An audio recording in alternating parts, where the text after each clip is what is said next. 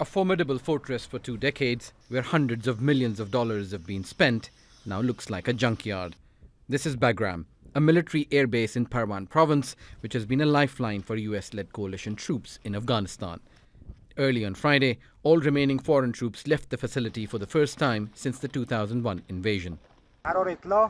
American forces left Bagram Air Base last night without any coordination with relevant administrations.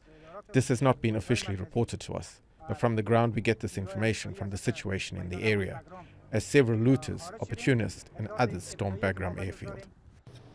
As part of last year's deal between the US and the Taliban, all foreign forces are to leave Afghanistan.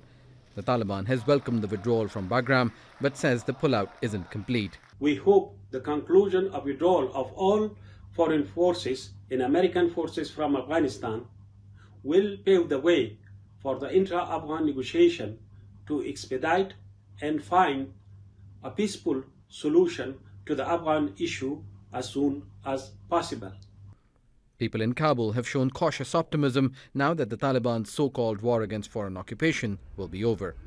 The Biden administration is poised to complete the full withdrawal soon, leaving behind some troops to guard its embassy and the airport.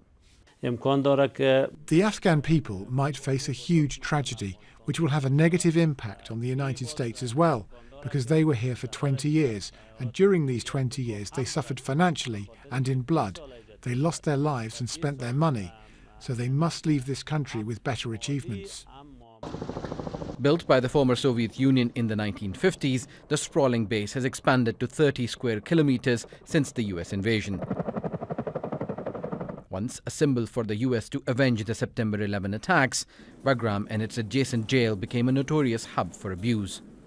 Tens of thousands of people were detained, many tortured and extradited to Guantanamo Bay prison from Bagram. Although the US handed over Parwan prison to Afghan government in 2013, Human Rights Watch says its legacy of torture still continues. Wherever I hear the name of Bagram, I recall the screams of innocent people and the pain of children and elderly men who were there. But it was an effective staging area for the coalition, which once swelled up to more than 100,000 soldiers. To avoid hardware falling to the Taliban, US forces say they've destroyed nearly 15,000 pieces of equipment and flown out more than 700 fully loaded C-17 transport aircraft out of Afghanistan. Equipment which belonged to American forces inside the Bagram airbase was destroyed and scrapped. Even some of the buildings were blown up and destroyed. When we went to the Americans and asked them many times to at least give us the equipment, which was in working condition, they didn't accept it. After the US and its coalition allies spent 20 years at war, funded it with trillions of dollars and lost thousands of lives, the Taliban remains undefeated and on the offensive. Many are wondering, what was the point? Osama bin Javed, Al Jazeera.